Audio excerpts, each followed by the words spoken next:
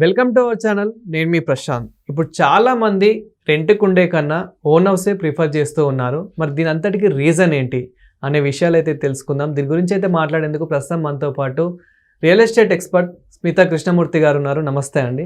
నమస్తే మేడం, ఈ మధ్యకాలంలో అయితే చాలా మంది రెంట్కు ఉండే కన్నా ఓన్ హౌసే కొందామని చెప్పేసి చాలా మంది ప్రిఫర్ చేస్తూ ఉన్నారు. నియర్లీ చూసుకున్నట్లయితే కనుక 80% ఆఫ్ పీపుల్ దీనికే ప్రిఫర్ చేస్తూ ఉన్నారు. సో దీని అంతటికి రీజన్ ఏంటి? ఇప్పుడు గత కొన్ని సంవత్సరాల కింద మనం చూసుకుంటే ఒక 10 years బ్యాక్ మీరు ఒక 3 BHK అపార్ట్మెంట్ రెంట్కి తీసుకోవాలి అనుకుంటే హైదరాబాద్లో 20,000 to 25,000 రెంట్ ఉండేది. కానీ అదే ఇప్పుడున్న పరిస్థితుల్లో మీరు ఒక 3 BHK మంచి కమ్యూనిటీలో తీసుకోవాలంటే 50,000 to 60,000 ఉంది. అదే నార్మల్ కమ్యూనిటీలో అయితే మీకు 40,000 తక్కువ దొరకట్లేదు. స్టాండ్ అలోన్లో కూడా మీకు 30,000-35,000 ఉంది. సో ఇప్పుడు జనాల థాట్ ఎలా ఉంది అంటే, ఇప్పుడు 1 crore అంటే 1 crore పెట్టి నేను ఒకవేళ ఫ్లాట్ తీసుకుంటే ఓకే నాకు ఈఎంఐ వచ్చి 1 lakh వస్తుంది. ఓకే, ఇప్పుడు అలాంటి ఫ్లాట్లో నేను ఉండాలి అనుకుంటే ఇప్పుడు 30,000-35,000 40,000 నేను రెంట్ కడుతున్నాను. సో ఆ గ్యాప్ ఏదైతే 50,000 ఉందో అది నేను ఒకవేళ ఫుల్ఫిల్ చేయగలిగితే over a period of time అంటే ఒక 15 years 20 yearsలోనో లోన్ కంప్లీట్ అయిపోతుంది, ఫ్లాట్ సొంతం అయిపోతుంది. అలా ఒక రకంగా ఆలోచిస్తున్నారు. ఇంకొకటి ఏంటంటే రెంటెడ్ ఫ్లాట్స్కి ఓన్డ్ ఫ్లాట్స్కి security is a very big thing.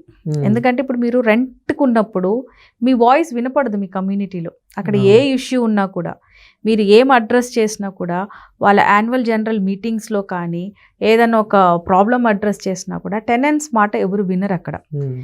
అది ఏమవుతుందంటే ఓనర్స్ అసోసియేషన్ ఎప్పుడూ స్ట్రాంగ్గా ఉంటుంది. సో నేను ఓనర్ కానందుకే నా మాట విన్నట్లేరు అనే ఒక ఫీలింగ్ ఇప్పుడు జనాల్లో చాలా ఉంది. ఓకే, సో దానివల్ల చాలామంది ఇప్పుడు ఓన్ హౌస్ ప్రిఫర్ చేస్తున్నారు. ఇంకొకటి ఏంటంటే దీని ముందు అంటే ఇప్పుడు మనకి ఐటీ సెక్టర్ ఎక్కువ ఉంది హైదరాబాద్లో. IT and pharma is very high. Okay, so దీని ముందు మీరు చూసుకుంటే Bengaluru was a city wear multiple states నుంచి జనాలు వచ్చి వర్క్ చేసేవాళ్ళు. ఓకే, అక్కడ మీరు చూసుకుంటే చిన్న చిన్న ఇంటికే ఎక్కువ వాల్యూ ఉంటుంది. అంటే 2 BHK ఎక్కువ ఉంటుంది మనకి బెంగళూరు సిటీ వెళ్తే. 3 BHK చాలా తక్కువ ఉంటుంది. ఇప్పుడు ఒక 100 ఫ్లాట్స్ ఉన్న అపార్ట్మెంట్స్ మీరు చూసుకుంటే 60 to 70 ఫ్లాట్స్ మీకు 2 BHKనే ఉంటుంది. మిగతా 20 to 30 ఫ్లాట్స్ మాత్రమే 3 BHK ఉంటుంది. ఎందుకంటే అక్కడ ఫుల్ టైం అంటే అక్కడ సెటిల్ అయిన వాళ్ళే 3 BHKలు తీసుకుంటారు. మిగతా మనకి బయట నుంచి వచ్చే వాళ్ళు ఉండడానికి వాళ్ళు maximum they take smaller flats. ఇంకోటి ఏంటంటే మనకి నార్త్ సైడ్ నుంచి సౌత్కి మైగ్రేట్ అయ్యే జనాలు ఎక్కువ ఉంటారు.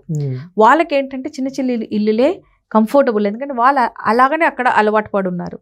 ఇప్పుడు మీరు బాంబే వెళ్ళారనుకోండి, సింగిల్ BHK ఫ్లాట్కే మీకు అక్కడ 70,000-60,000 రెంట్ ఇవ్వాలి. ₹1,00,00,000 తక్కువ మీకు రాదు.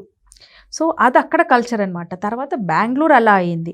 ఇప్పుడు ప్రస్తుతం చూస్తే హైదరాబాద్ ఇప్పుడు ఒక రన్నింగ్లో ఉంది, ఆ స్ట్రెచ్లో ఉంది. అంటే అదే సెగ్మెంట్ మనకి హైదరాబాద్లో కూడా వస్తూ ఉంది. అండ్ నెక్స్ట్ థింగ్ ఈజ్ ఈ నార్త్ నుంచి మనకి సౌత్కి వచ్చి జాబ్ చేసుకునే వాళ్ళకి they doesn't want to go back. ఎందుకంటే నార్త్ ఇండియాకి సౌత్ ఇండియాకి కంపేర్ చేసుకుంటే సౌత్ ఇండియాలో మనకి security is high. Okay, security is high. మనకి ఇక్కడ ఫ్రీడమ్ ఎక్కువ ఉంటుంది, నైట్ లైఫ్ ఉంటుంది. మీరు నార్త్ ఇండియాకి వెళ్తే మీకు నైట్ లైఫ్ ఉండదు. అది పబ్ కల్చర్ అయినా రోడ్లలో తిరగటం అయినా కూడా anything you see night life అనేది మనకి నార్త్ ఇండియాలో చాలా తక్కువ దొరుకుతుంది. మైట్ బి ఢిల్లీ లాంటి ప్లేసెస్లో, ఢిల్లీ నోయిడా లాంటి ప్లేసెస్లో తప్ప మీకు మిగతా చోట ఉండదు. కానీ అదే మీకు సౌత్ ఇండియాకి వస్తే like cities like Bengaluru, Mumbai or Hyderabad మీరు చూస్తే గిన మనకి నైట్ లైఫ్ ఎక్కువ. So people migrating from there, వాళ్ళకి జాబ్ ఉన్నా జాబ్ లేకపోయినా వాళ్ళకి తిరిగి వెళ్ళే మైండ్ సెట్ అయితే ఇప్పుడు లేదు. ఓకే, సో మీరు ఈ పాపులేషన్ మైగ్రేషన్ కూడా చూస్తే నార్త్ కంటే కూడా సౌత్లోనే నార్త్ ఇండియన్స్ ఎక్కువ అయ్యారు ఇప్పుడు. ఓకే, సో ఆ మైండ్ సెట్ పెరగటం వల్ల కూడా ఇంకా ఓన్ హౌస్ మీద ఫిక్స్ అయిపోతున్నారు. ఓకే, రీసెంట్ వరకు ఎలా ఉండేదంటే జాబ్ అయిపోయిందా, నాకు ఇంకెక్కడ ట్రాన్స్ఫర్ ఉంటుందో తెలియదు, సో కొనటం ఎందుకు అనే ఒక దాంట్లో ఉండేది. కానీ ఇప్పుడు ఏమైందంటే జనాలకి అలవాటు అయిపోయింది city. Hyderabad is a beautiful city to stay. Affordability ఉంది, సెక్యూరిటీ ఉంది, politically also it is really not so strict or stubborn like north India. So జనాలకి ఉండటానికి హైదరాబాద్ చాలా నచ్చుతూ ఉంది. సో జాబ్ ఉన్నా జాబ్ లేకపోయినా ఈ జాబ్ పోయినా ఇక్కడే జాబ్ ఫైండ్ అవుట్ చేసుకొని ఇక్కడే సెటిల్ అవ్వాలి అనే మైండ్ సెట్ ఇప్పుడు నార్త్ ఇండియన్స్లో చాలా ఎక్కువైపోయింది. సో బయింగ్ కెపాసిటీ వాళ్ళకి అంటే బయింగ్ సెగ్మెంట్కి ఆప్షన్ వచ్చింది అక్కడ. సో రెంట్కు ఉండే కంటే కూడా we will buy and we will stay అనే ఒక నెక్స్ట్ లెవెల్ ఆఫ్ థింకింగ్ అనమాట అది. సో అది కూడా లోన్ తీసుకొని చాలా మంది ఫ్లాట్ తీసుకుంటూ ఉన్నారు. సో ఇలా లోన్ తీసుకునే ముందు మినిమం మన దగ్గర ఓన్ మనీ ఎంత పర్సెంట్ అయినా ఉండాలి? అంటే 5 to 10% ఉండాలండి మినిమం. అంటే ఇట్ డిఫర్స్. ఇప్పుడు మీ సిబిల్ స్కోర్ బాగుందంటే మీకు 80-85% వరకు కూడా మీకు లోన్ వస్తుంది. సో ఆ మిగతా గ్యాప్ ఏదైతే 10%, 15% ఏదైతే ఉందో లేదంటే 20% ఉందో అది మనం ఓన్గా పెట్టుకోవాలి. Okay, you got my point. అంటే ఇప్పుడు మీకు 1 CR is the worth of the flat for example. Okay, bank loan మీకు శాంక్షన్ అయింది 70 lakhs అనుకోండి. సో మిగతా 30 lakhs మీరు అరేంజ్ చేసుకోవాలి. ఓకే, సో ఆ పర్సంటేజ్ ఆ రేషియోని ఆ రేషియో కూడా మీ సిబిల్ స్కోర్ పట్టే మీకు అది అలొకేట్ అవుతుంది. ఇప్పుడు మీ అకౌంట్లో మీకు చెక్ బౌన్సెస్ ఉండి మీ కార్ లోన్ ల్యాప్స్ అయ్యి లేదంటే చెక్ ఎవరికో మీరు చెక్ ఇచ్చేసి అది బౌన్స్ అయింది అంటే మీ సిబిల్ స్కోర్ ఉండదు, మీకు తగ్గిపోతుంది. సో సిబిల్ స్కోర్ కరెక్ట్గా ఉంటే మాత్రం మీకు అరౌండ్ 80-85% వరకు కూడా లోన్స్ వస్తున్నాయి. అండ్ చాలామంది ఎలాగైనా నేను తీర్పేస్తలే అని చెప్పేసి లోన్ తీసుకొని, అంటే శాలరీస్ వాళ్ళవి తక్కువ ఉన్నా కానీ ఒక ఓవర్ కాన్ఫిడెన్స్తోని చాలామంది లోన్ తీసుకొని కొంటూ ఉంటారు. బట్ కొన్న తర్వాత చాలా స్ట్రగుల్ అవుతారు. మీకు కూడా చాలామంది ఇలా కాల్ చేశారు కావచ్చు, అంటే ఇలా నా సిచ్యువేషన్ ఇలా అయిపోయింది, నేను తొందరపడి కొన్నాను అని చెప్పేసి.